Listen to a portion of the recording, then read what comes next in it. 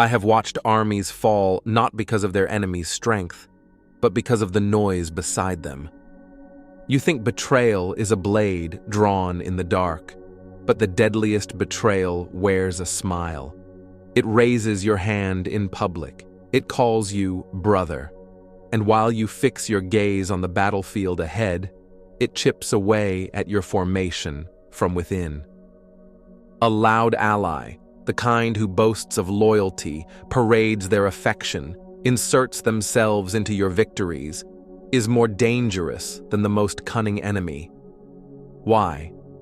Because your guard is down. Because your ears are filled with their cheers. Because their noise drowns out the silence where real threats gather. Let me tell you a truth most warriors learn too late. The battlefield is only one front. The other front is your inner circle. It is not the enemy that enters your gates that destroys you first. It is the friend who keeps them open. Not out of malice, but out of carelessness, pride, or worse, the need to be seen. Their noise invites attention. Their presence invites chaos. And their words become promises you never made, vulnerabilities you never meant to reveal. In war, every movement must be measured. Every alliance must be weighed not just in words, but in silence. The quiet ally who moves without the need for applause is the one you can build an empire beside. The loud one will light the fire that burns it down, not intentionally, but inevitably. I do not fear a quiet enemy. They watch, they study, they may strike, but at least they do so from the front. I fear the loud ally who gives the enemy your map. You want loyalty? Then observe who stays silent when you're not around. You want strength beside you? Then test who can resist the urge to speak when silence is strategy. The tongue reveals more than the blade, and sometimes it cuts deeper.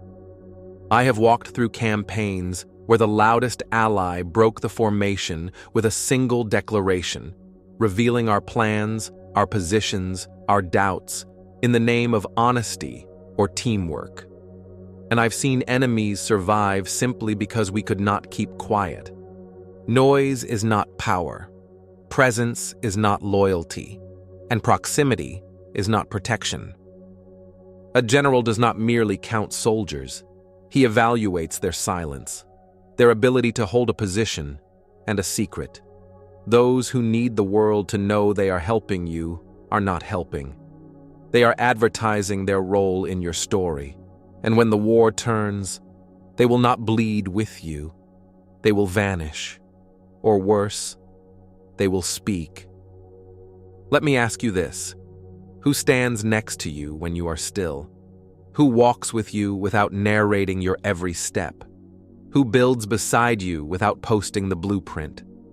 If you do not know the answer, you are already vulnerable. The greatest victories I have witnessed came not from overwhelming might, but from disciplined silence, the kind shared between warriors who do not need to prove themselves. The kind of silence that holds formation under pressure, that waits when the world rushes, that speaks only when needed, and then only to strike. You want strength? Then stop mistaking noise for loyalty and learn to trust what is quiet, still, and sharp. Because the enemy may strike your gate, but the loud ally opens it. And that is far more dangerous. A quiet enemy teaches you to be sharp, but a loud ally teaches you to be blind, and you thank them for it. That is the paradox of war. The threats that come shouting your name often do the least damage.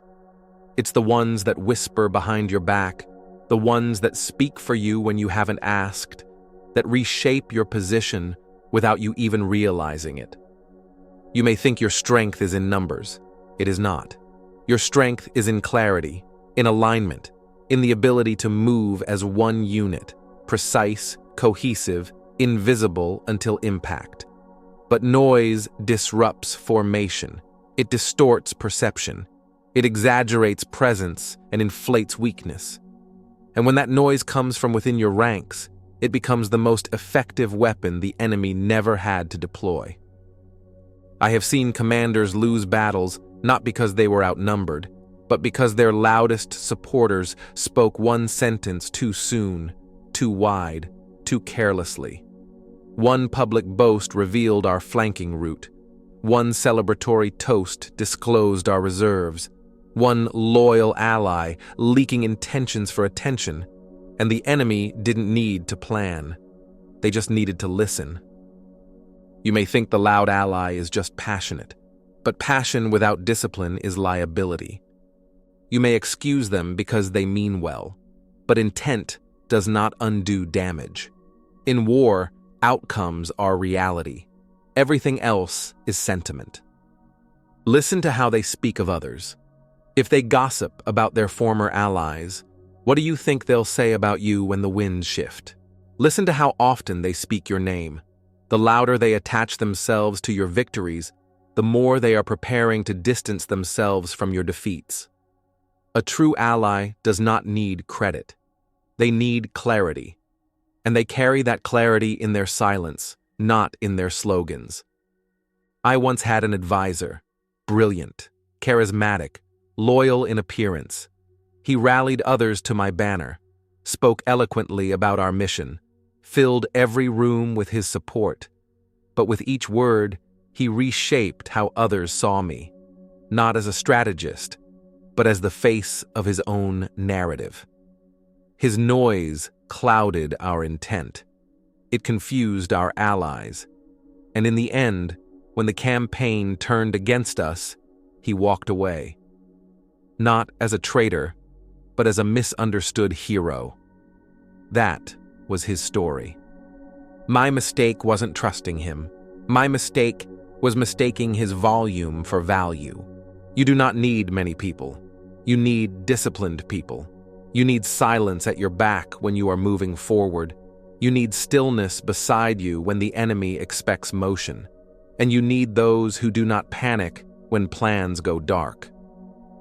A quiet enemy reminds you to stay sharp, but a loud ally makes you feel safe, and safety, when it is unearned, is fatal. Ask yourself this: can your allies hold the weight of a secret? Can they remain still in a storm? Can they be invisible when visibility is dangerous? Because if they cannot, then they are not allies. They are vulnerabilities. It is not always betrayal that breaks you. Sometimes it is exposure. Exposure caused by enthusiasm, by ego, by the endless need to be seen standing next to power, even if it puts that power in the enemy's sights. That is why I measure not just the words of those beside me, but the spaces between their words. I observe how they speak when no enemy is near, because that reveals how they'll act when danger comes. I do not fear the enemy that watches me in silence. I prepare for him. I study his movements, anticipate his intent, feel the direction of his focus. But I fear the ally who cannot be quiet, because from him I cannot hide, and because of him, neither can my strategy. When you build your army, your company, your circle, remember, silence is not weakness. It is containment. It is preparation. It is power without the need for applause. The loud ally seeks credit. The quiet one seeks victory. Choose wisely. You will hear it often. He's just proud of your success, or she's just trying to help. But the truth behind those words is this: loud allies often need your success more than you do. Not because they believe in your mission, but because they need to be near power to feel real. Power is quiet because it does not need validation. Power is focused because it does not scatter its presence. Power does not scream, it arrives. So when someone must constantly declare their loyalty, constantly publicize their closeness to you, constantly inject themselves into your movements, understand this: they are not protecting you. They are advertising themselves. And you, whether you realize it or not, have become their campaign. That is not strength. That is exposure. And in war, exposure kills. I have stood in council rooms where the loudest man derailed the entire strategy by suggesting a more exciting move. Not because it was smarter, but because it sounded better, because it would be more talked about, because it would be his idea. Do you know what makes a formation collapse faster than an enemy strike? Confusion. And confusion thrives in noise. The enemy does not need to sow doubt if your own ally speaks enough to create it. Sometimes, an ally will share your thoughts before they are fully formed. Sometimes, they'll offer your strategy in rooms it was never meant to be heard. Sometimes, they will turn whispers into war cries, and by then, it's too late. The enemy has already prepared. And the worst part? They do it in your name. You must understand, not everyone who supports you strengthens you. Some hollow your position while making you feel taller. Some make you look strong while quietly stealing your leverage. Some raise your banner, just high enough to paint a target on it. I've seen this on the battlefield and in the court, in families and in armies, in kingdoms and in companies. In times of stillness, a loud ally is an annoyance, but in times of war, they are a liability. Because silence in war is not passive, it is surgical. A silent ally knows where to be. They listen more than they speak. They ask only the questions that matter. They do not volunteer your thoughts. They do not decorate your strategy. They understand the cost of words and the currency of restraint. The loud ally. They think words are free, but words are signals, and signals, when unearned, attract arrows. Do not confuse visibility with usefulness. Many who make themselves visible beside you are simply rehearsing their escape. The moment things turn, they will tell the world they warned you, that they tried, that they were always skeptical. That is the nature of loud allies. They are only loud when they feel safe, but when the fire comes, they go quiet. Or worse, they switch sides. So ask yourself, who do you trust in the silence? Who do you trust in the shadows? Who do you trust not because of what they say, but because of what they choose not to? That is where your real strength lies, not in applause, not in followers, not in noise, but in those rare, powerful few who move like ghosts when they need to, who speak only when the blade is ready, who know that true alliance is not performance, it is presence. And the most dangerous man in your army might be the one who cannot stop speaking your name. When I prepare for war, I study the terrain, the enemy's numbers, their supply lines, their morale. But even before I look outward, I audit what is behind me. Not my weapons, not my horses, not even my soldiers. I audit the mouths that speak in my name, the mouths that echo my plans, the mouths that leak my silence into noise. Because no matter how flawless your strategy, if your mouthpiece is undisciplined, the war is already lost. You must understand this. The loud ally isn't always malicious. That's what makes them so dangerous. A traitor signals warning. A spy can be uncovered. But a well-meaning fool with access to your inner circle is a saboteur you will defend, even as your formation collapses.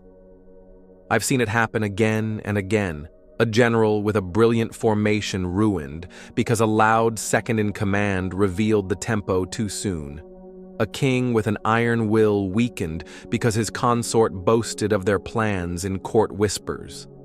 An entrepreneur betrayed not by a rival, but by a friend who announced the product roadmap before the launch, trying to impress, not to injure.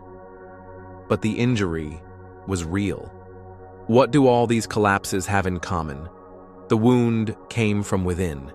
The knife was words, and the wound was pride disguised as support. The quiet enemy will not move until the time is right. But the loud ally can't wait. They're addicted to the performance, addicted to the feeling of being close to power, of being seen as the right hand, the confidant, the mouthpiece. And once they taste that spotlight, they'll never step out of it willingly, even if your shadow was the only reason they were seen in the first place. You will notice it when they begin to interrupt, when they explain your thoughts for you, when they add sentences you never said, when they speak before you do, when they frame your stillness as weakness because they are uncomfortable with silence. And here lies the quiet truth no one will tell you. The loud ally often wants your power, but doesn't want your burden. They want your stage, but not your scars. So when chaos hits, and the decisions become dark, irreversible, and quiet again, they vanish. Or worse, they critique. He should have said more. She was too secretive. They didn't listen to advice. But what they call silence, we call strategy.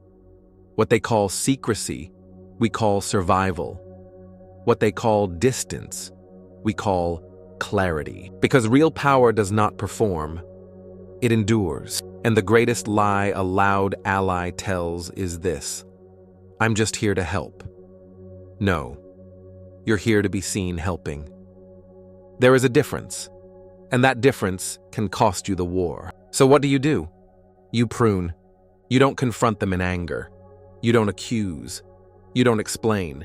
You narrow the circle. You remove their access. You let their noise fade in the distance. And you replace them, not with someone louder, but with someone quieter, sharper, someone who speaks little but understands much, someone who measures their words the same way they measure their steps, with precision, with patience, with pressure. Someone who does not need to be heard, because they already understand. The best warrior beside you does not amplify your name. They protect your silence, and in doing so, they protect your victory. There is a kind of strength that never shouts, the kind that doesn't draw the sword unless it must, the kind that doesn't flood the room with presence, but fills it quietly with certainty. That is the kind of strength I place at my side. I choose those who do not speak for me unless I ask them to. I choose those who do not interpret my silence as weakness. I choose those who do not need to attach their identity to mine just to feel real. Because war is not about being loud. War is about being precise. A loud ally misunderstands this. They think visibility equals influence. They think volume equals relevance. They think being heard is the same as being respected. But in strategy, being heard too early gets you targeted. Being seen too often gets you watched. Being loud without structure gets you replaced. It is not enough to be loyal. You must be loyal in silence. It is not enough to support me. You must support the silence that shapes my actions, and that takes more discipline than most have. I've learned to test them. I test not with praise, but with absence. I watch what they say when I am not in the room. I listen for how they speak when plans are unclear. I observe how they act when the enemy hasn't arrived yet. Because the moment of peace reveals who will be the loudest in war. The one who cannot sit still. The one who leaks under pressure. The one who needs to feel important even when silence is the mission. These are the ones who undo you before the battle begins. Let me be clear. Not every voice must be silenced, but every voice must be aligned. If your speech pulls attention away from the formation, you weaken it. If your comments reveal more than your silence ever would, you're not aiding, you're unraveling. It's like marching through fog. You need every footstep measured, every command crisp, every man aware of his role and nothing more. But if one begins to speculate, aloud, openly, constantly, the fog thickens. Now you're not just facing the enemy, you're fighting confusion. Confusion is the breeding ground of collapse. Loud allies bring confusion where you need clarity. They bring noise where you need focus. They bring light to places that are powerful only because they were kept in shadow. You want to win? Then your environment must be shaped by silence, not by spectacle. Your team should be able to move without announcement. Your strategy should unfold without narration. Your power should arrive before it is detected. A quiet ally makes that possible. A loud one? He steals your advantage, not by betrayal, but by exposure. And in war, exposure is death. So sharpen your awareness, not just of who stands beside you, but how they stand. Do they walk in sync or a step ahead? Do they echo your tone or remix it for attention? Do they wait with you in stillness or do they race ahead with noise? And most importantly, when the moment comes, can they remain invisible even when being seen is tempting? That is loyalty. That is formation.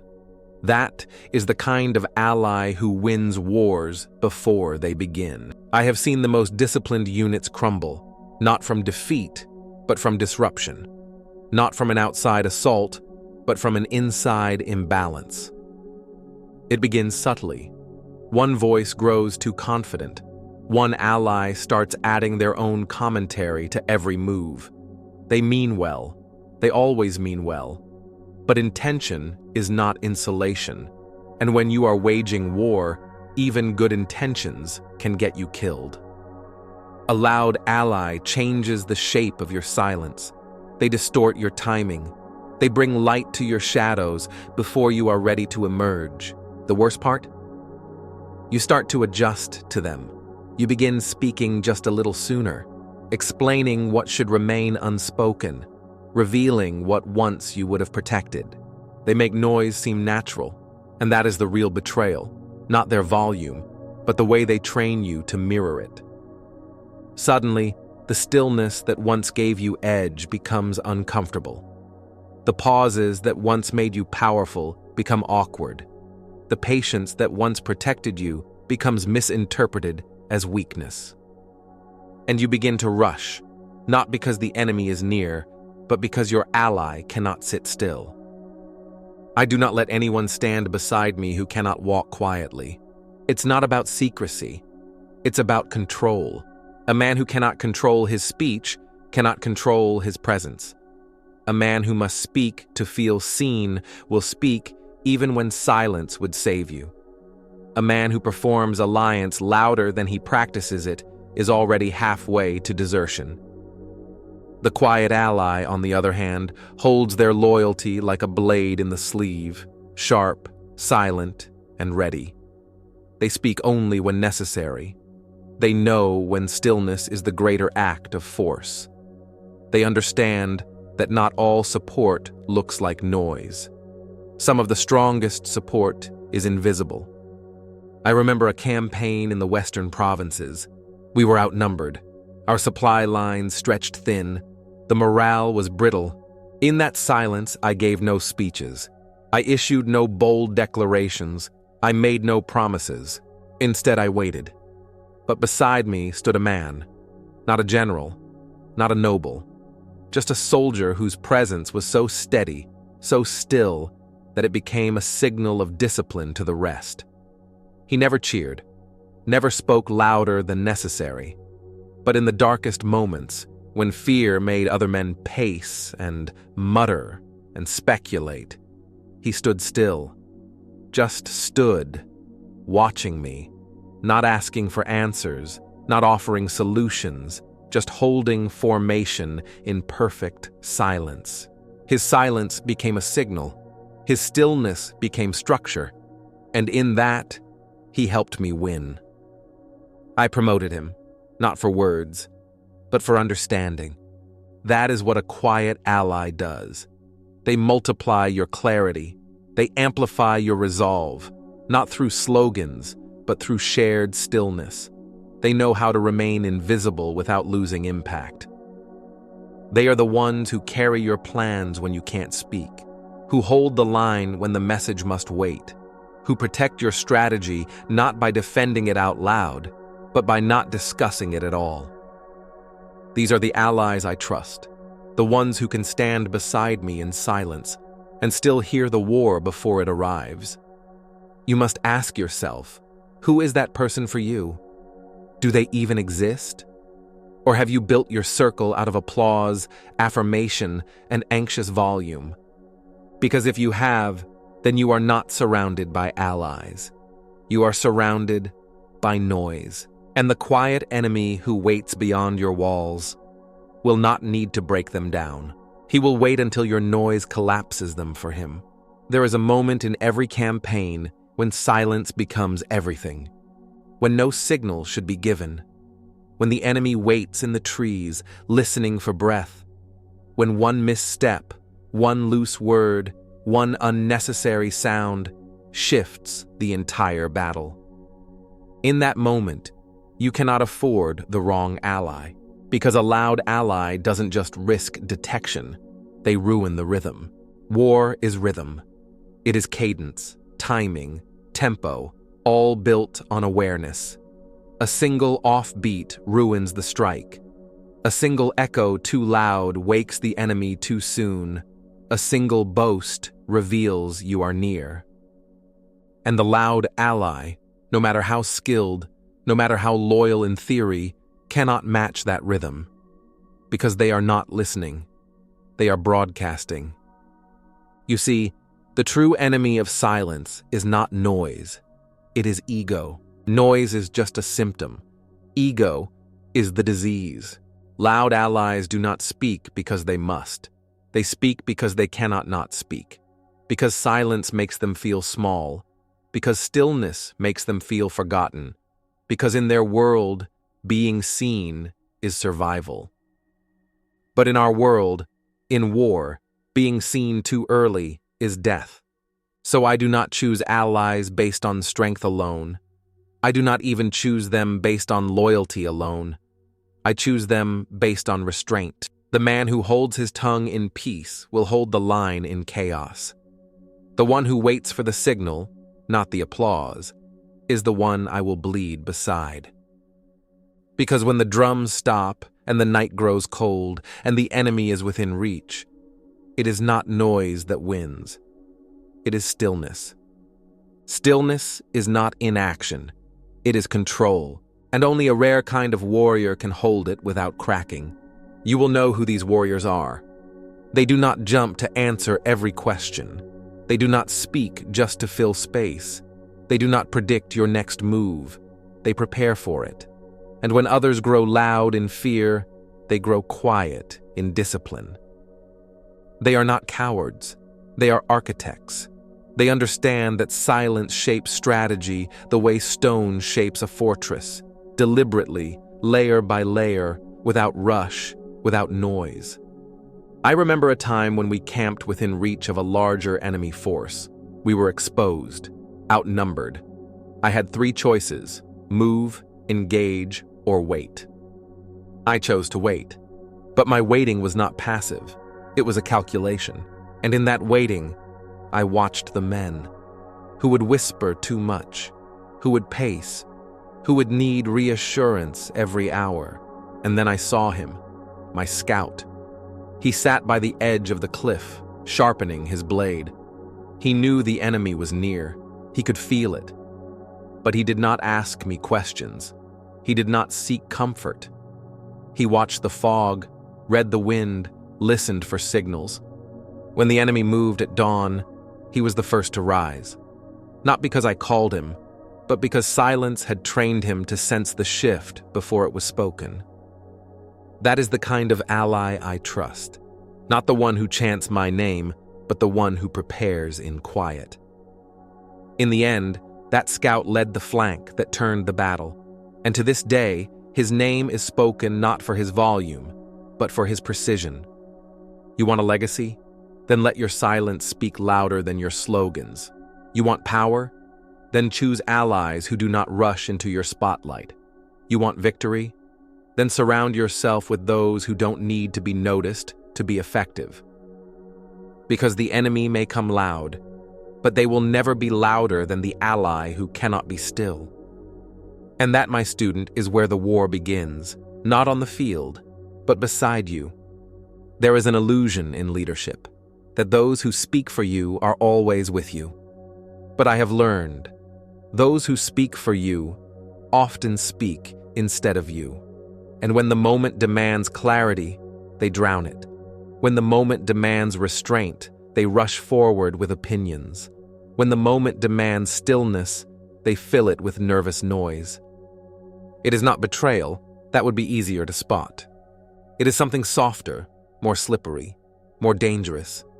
It is the erosion of your authority by those who mean well, but cannot bear the weight of silence.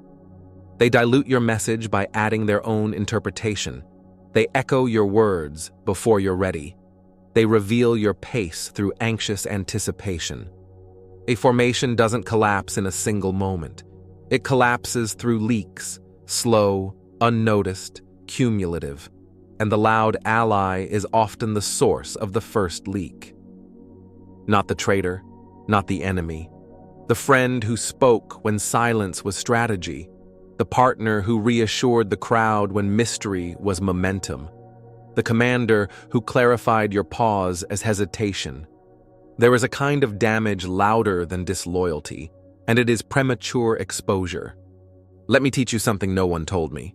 The most dangerous voice is the one that echoes too soon, because the enemy does not have to guess. They just have to listen. They hear your positioning. They hear your doubts. They hear your schedule. They hear your shifting loyalties, all through the mouths of those closest to you. I once orchestrated a delay, a purposeful one. I wanted the enemy to grow impatient.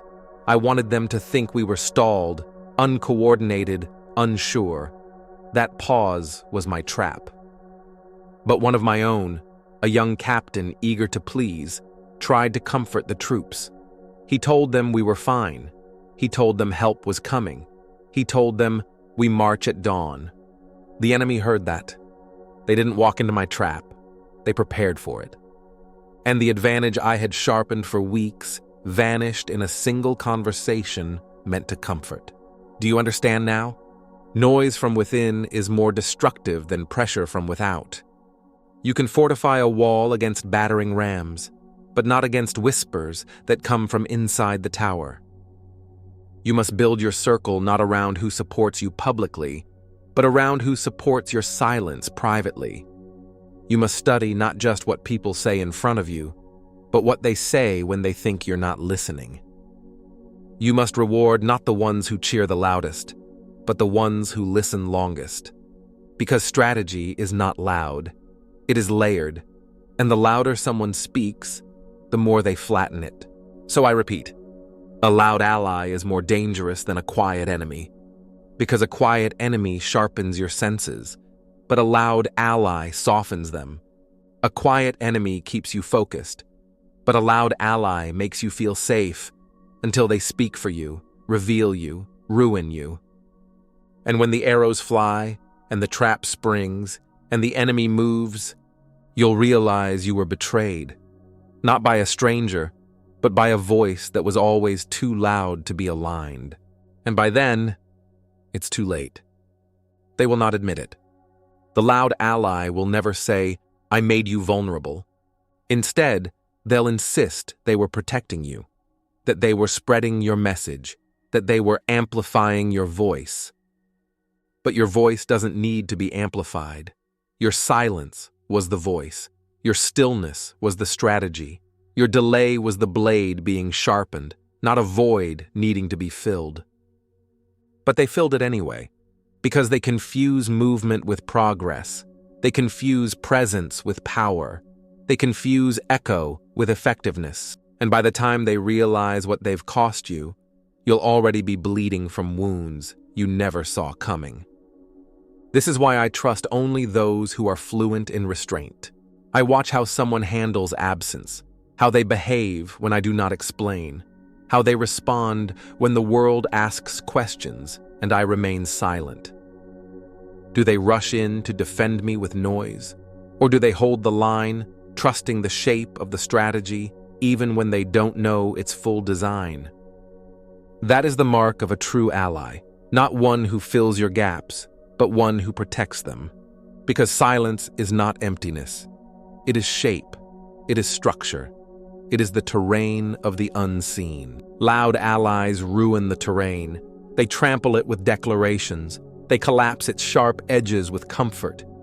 And worst of all, they shift the frame. You become reactive. You respond to their explanations. You begin managing them instead of commanding the mission. I have witnessed great leaders turn into caretakers, not of their soldiers, but of their spokespeople, always clarifying what they meant, always correcting what was said too early, too loud, too wrong. You cannot win like that. Your energy must be reserved for war, not damage control. This is why my inner circle is small and silent. Not because I distrust, but because I value too highly what trust is meant to protect. A loud ally makes you repeat yourself. A quiet one lets your first word be final. A loud ally makes your presence diluted. A quiet one makes your silence thunderous. A loud ally needs applause. A quiet one needs only alignment. And if you ever forget the cost of too much voice in the wrong place, remember this. Empires have fallen because someone shared too soon. Not because they lied, but because they couldn't stay still. They leaked movement, leaked timing, leaked uncertainty. And the enemy did not even need spies. They just listened. So learn to listen to your own army and ask, who in your formation needs to be seen? Because the one who seeks to be seen will never know how to disappear. And in the war that matters, disappearing is often the highest form of victory. This is the hardest truth to accept. The ally who cost you the war will never know they did. They'll leave, convinced they helped. They'll tell others they were loyal. They'll write their own story, one where they stood by you. But history doesn't remember noise. It remembers consequence. And the consequence of their noise was your exposure. I do not speak this out of bitterness. I speak it as a strategist who has bled for this lesson. Not all allies are useful. Not all supporters are stable. Not all loyalty is strategic. The battlefield is filled with the corpses of those who believed volume was value, who mistook movement for momentum, who surrounded themselves with voices but never tested their silence. You think danger wears a different flag? You think betrayal comes with malice? But danger often arrives with open arms, and betrayal sometimes sounds like celebration. If you truly want to win, not once, but again and again, then you must do something most leaders never do. Audit your allies, not for skill, not for speed, but for silence. Can they sit with your uncertainty without explaining it? Can they carry your stillness without interpreting it? Can they wait beside you, not with questions, but with readiness? I trust those who move with me without asking to be named, who understand that silence is not a burden. It is a gift. It gives us invisibility. It gives us control. It gives us timing. And timing, more than strength, wins wars. A quiet enemy sharpens your awareness. They teach you discipline. They train your eyes to watch, your ears to listen, your instinct to read what isn't said. But a loud ally dulls you. They make you feel admired. They make you feel safe. They make you think everyone near you is on your side, until the arrow lands and you realize someone gave your coordinates away. Not from betrayal, from excitement, from ego, from the inability to hold back, even when the mission demanded it. So now I move differently. I do not announce. I do not explain.